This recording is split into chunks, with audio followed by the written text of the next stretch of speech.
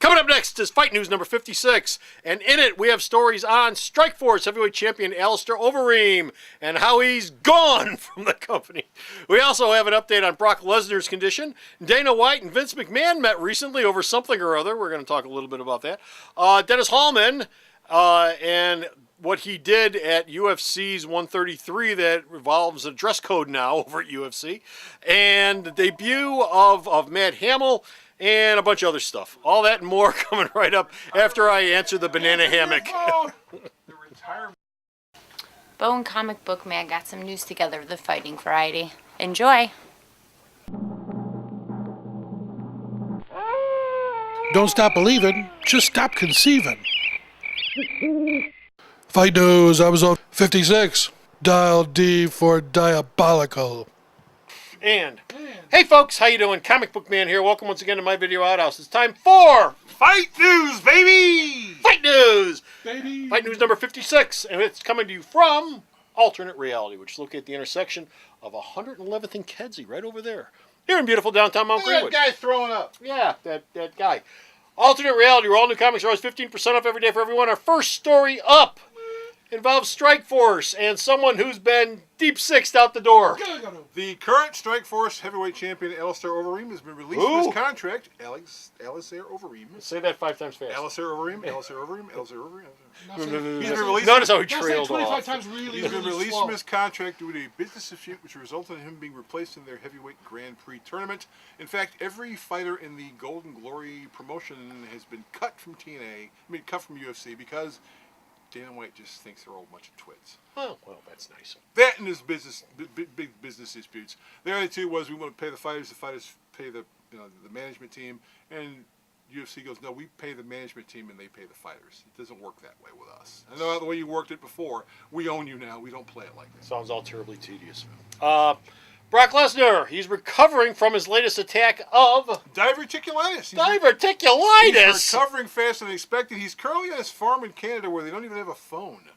No phone, no internet, and he's actually out there farming, which is just bizarre. It's it's an owie in your intestines. Lesnar farming. It's just weird. I don't know. But he's Is he planning. wearing overalls? No one knows. I mean, if you come to his house, I think Lesnar Corn wouldn't cob like pipe? it. But Green Acres is the place. Drinking moonshine? him and Rena Mero are out there working the farm. He plans on returning to the Octagon in 2012. Apparently, he's healing a lot faster than people thought he would. Good. Good for him. Good for him.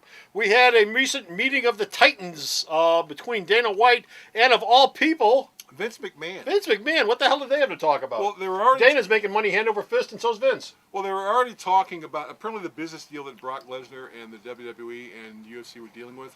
Brock Lesnar is going to be a part of the new WWE video game, a downloadable character. The new game is coming out in November.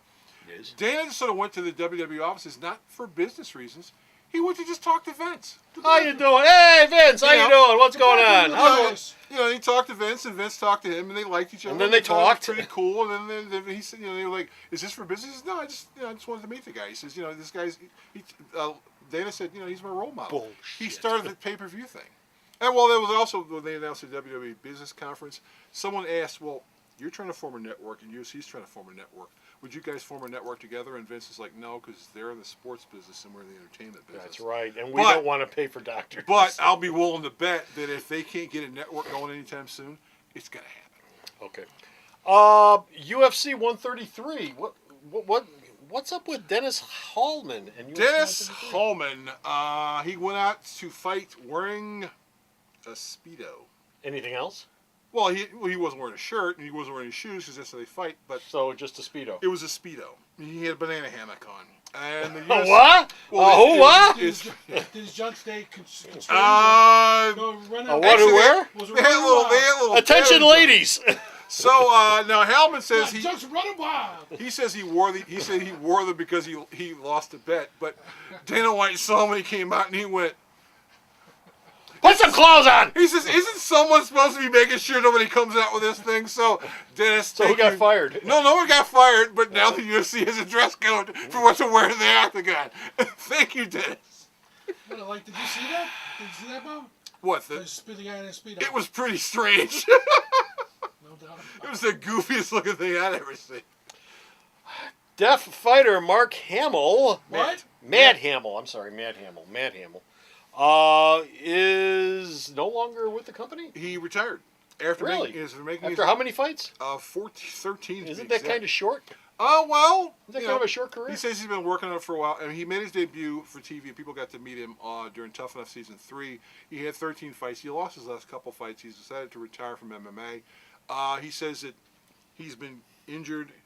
He's recovering. It's becoming harder to recover. The fact that he's deaf doesn't help it either. But there will be a film based on his life coming out later on this fall. There's a documentary based on his life. Starring him? And it's starring him. And actually, Matt Hamill, I've seen his fights, and I've seen him on Tough Enough.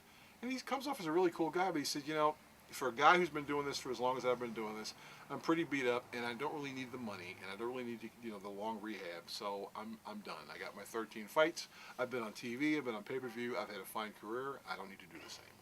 Someone else who is not officially retiring, but Might probably as well be. but ought to be retiring, and is essentially retiring. Well, yeah.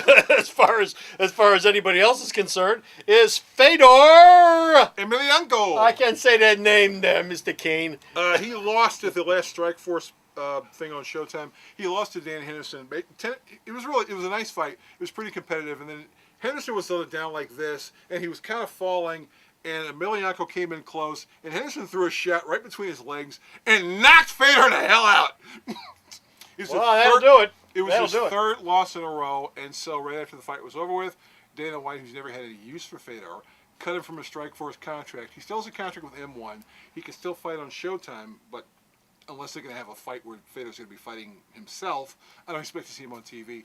He's going to fight in his native Russia this fall. He may fight at New Year's Eve, but as far as him coming in to work for Strikeforce again, and even at some point wandering into the UFC, it's not going to happen.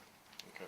And our last story up involves Dan Henderson, who we just talked about. Dan Henderson, that was actually the fight between, and actually the fight was here. It was at the Toyota Center about a week or so ago. Oh, over on Harlem? Over in Harlem. Oh. Henderson won that fight. He's the current Strikeforce light heavyweight champion, although his contract ended since the fight was over with. And so, Hendo... So he left with the belt, right?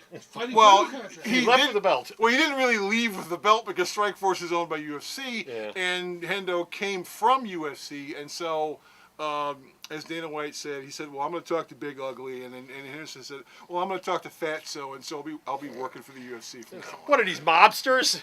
I'm going to talk to Big Ugly. You talk to Fatso. We'll see what Johnny the Elbow's doing. Those are the nicknames. Yeah, I mean, Dana White calls him Big Ugly, and Henderson calls Dana White Fatso.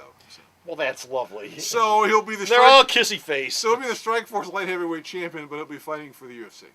And everyone's expecting, by this time next year, Strikeforce won't exist. It'll all be the UFC. It'll all be one single. Because smooth, all the money happy comes from the same company. Okay. And that's it. We're done. We're finished. We're out of here. We got no more fight news, but you can go to the store's website, check out all the fight news that this man sends me that I post up. But no banana hammocks. No banana hammocks there. Not on the site. Not a one. Junk under control. I'm going to send you a picture for the story when you put it on the website of him in the banana hammock. Don't bother. Oh, okay. I'll use it.